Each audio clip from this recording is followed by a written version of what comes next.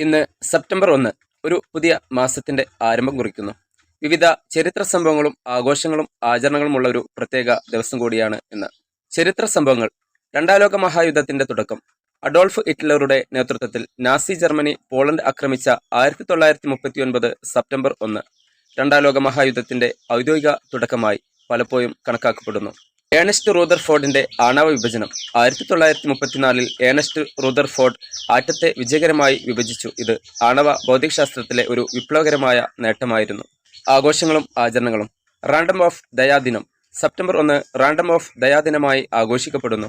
മറ്റുള്ളവർക്ക് വേണ്ടി ചെറിയ ദയാപ്രവർത്തികൾ ചെയ്യാൻ ആളുകളെ പ്രോത്സാഹിപ്പിക്കുന്ന ഒരു പ്രത്യേക ദിനം കൂടിയാണ് ഇന്ന്. ഭരണഘടനാ ദിനം.